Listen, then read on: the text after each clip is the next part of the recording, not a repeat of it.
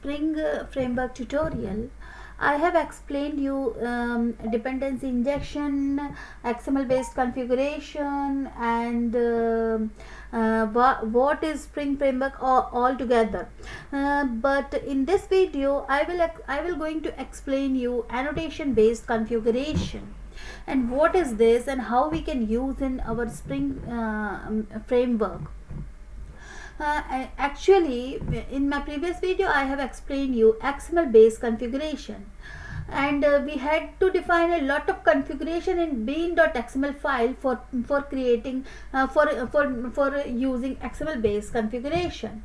But there is an alternate way for doing the same task without using a XML field. Like there is a Spring provides an alternative way to define the configuration in the class.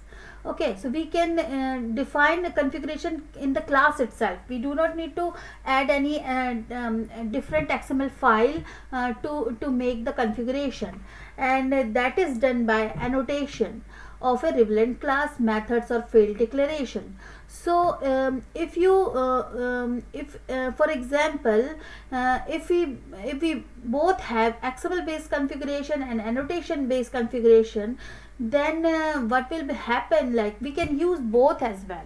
So it depends on like how we can in which extent we need to use both. Sometimes some developers use both, but I will, in this video I will explain you how to purely use annotation based configuration, and with the help of XML based configuration also. So I will add some kind of XML based configuration, but I will show you how annotation based configuration works. Okay, so let's dig into the code and start.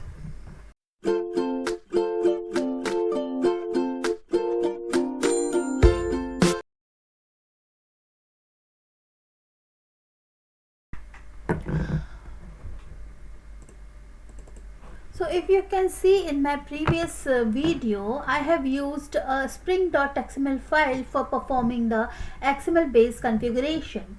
Like I have added a spring.xml file here in my resource folder in my code, and in that XML file we use like for this application context class. So generally what we are doing in this project is like we are creating a object of context, application context object. So by this object we are getting the beans object like shape.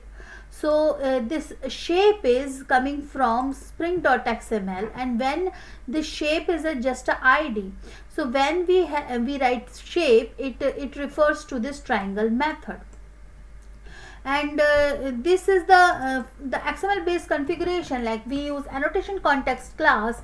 By this way we need to specify, we need to write the things, the classes names in the XML file. But there is another way to use the same concept, and that is called annotation based configuration. And how we will achieve this, let's have a look.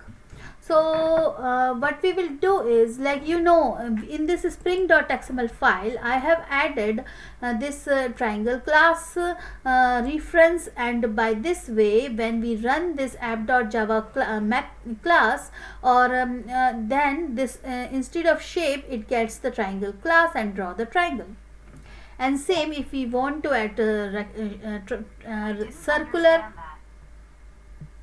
and same in this way if you add circle bean, and then in this spring.xml file you need to write com.reshu.testdemo.circle.java to draw the circle draw method. Okay, so this configuration is called a Spring XML based configuration. But now I will going to show you annotation based configuration. So suppose here we are using shape, and in this spring.xml file we are providing the reference of the triangle class. But I don't want to do like this. I want to do like, I want to add here directly the circle, like I want to add directly circle or triangle. Okay, so if I add here circle and this, I do not want to use this bean property, so I will just comment it out this thing. So what we will do is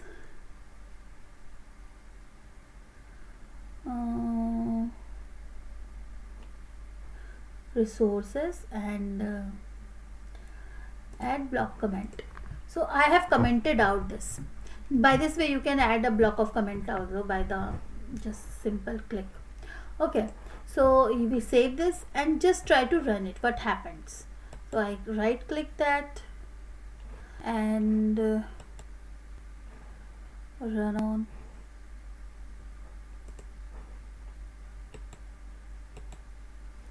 First I'll check which project is included in my Tomcat. I remove this one, and then I add this, run on, run application, and yeah, my my class is main class is app.java. So I do not need actually the Tomcat for this. So here you see I got a error, no bean name circle. Okay, and why I got this error, I will explain you. So I got this error because in app.java I am referring circle, but there is no circle class. Okay, so for this, how we will configure this? We get that error. So now what we will do one thing, like here we are specifying circle and we got the error. Why? Because in circle Java class we need to define annotation called component. And what this annotation does is, it's a stereotype annotation. Okay, so when we add this component annotation, so this circle will refer to this, like we are giving instead of XML file, instead of in XML file, in we are not representing here in bean form, but in circle class we are defining like this is a component. Whenever we use the component annotation, then in our class we can directly refer to the small like here you see C is small, so same class name circle, but C will be small. So by this way, lowercase c and the whole name, you can use this class here. So let's run this code and see what happened.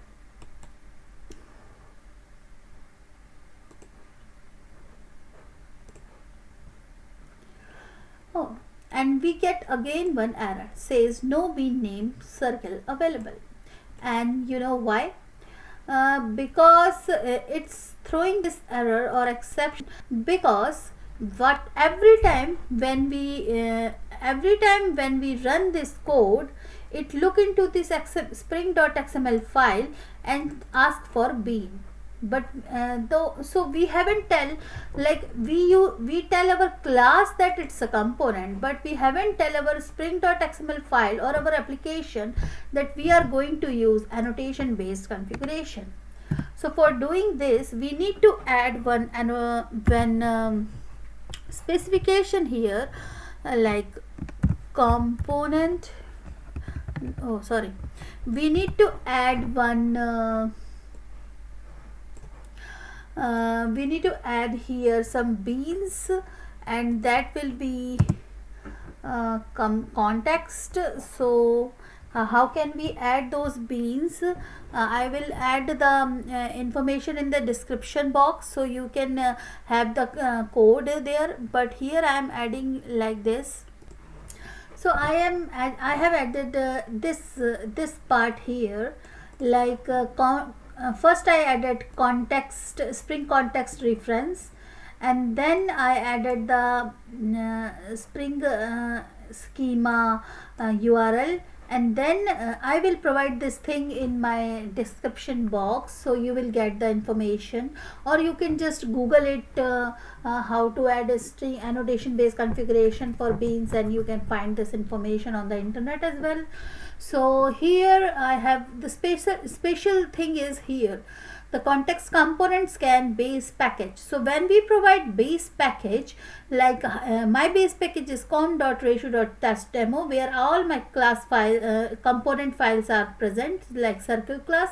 So I provide this base package, and by this way it will scan the component and get, like, yeah, circle is a component and it's asking the component circle, then it will run the code.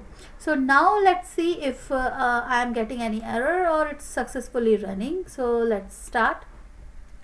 I run it, and then yes, you find I am in a circle. So my code runs successfully. So how I achieve this thing is, I have explained you already, like when it goes to the spring.xml files, so in this spring.xml file I just only define, like, I am using the component scan and base package is this. So by this way it's scanning the components, and it's checking which component, which classes have the add component annotation in this package. So circle has the add component annotation, and the circle name is this, and always it takes the same class name, but the first letter will be small letter. So it takes small letter, and we are writing here circle, so that's why it takes the circle class.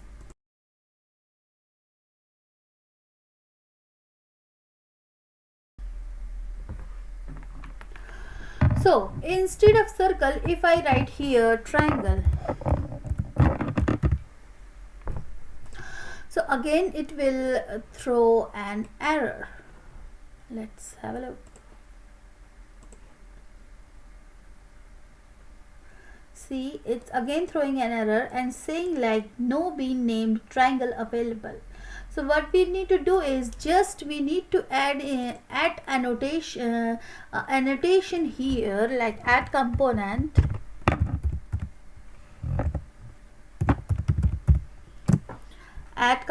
annotation here, and I import the package, and that's it. And when we run this, then it will not throw any error. I hope so. Again, what's the error? No bean name triangle available.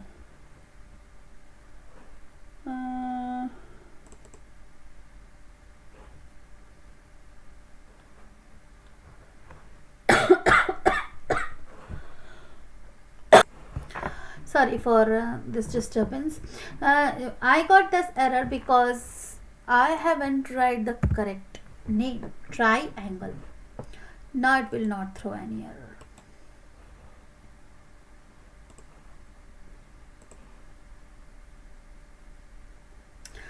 Null triangle. So this is null here because we need to provide the type as well, because here we are providing the get type. That we will look in our further tutorial, but for now you are seeing like it's printing here the triangle, like it's running our code successfully. So that is how we can use the annotation based configuration in our Spring framework code, or like example. And I hope you understand how we use this annotation based configuration, and it's just simple. So I hope you understand the annotation based configuration, how we use in Spring framework. And for this tutorial, that's it for today, and thank you very much. And please keep watching my videos, and if you like, please like the video and subscribe my channel. If you have any comment, and please let me know what you learned from this video. If you have any comment, just write in the comment box. If you need any suggestion, if you give any suggestions and any things you wanted to learn from me, please write in the comment box. Thank you for today, and have a nice day. Thank you very much. Bye bye.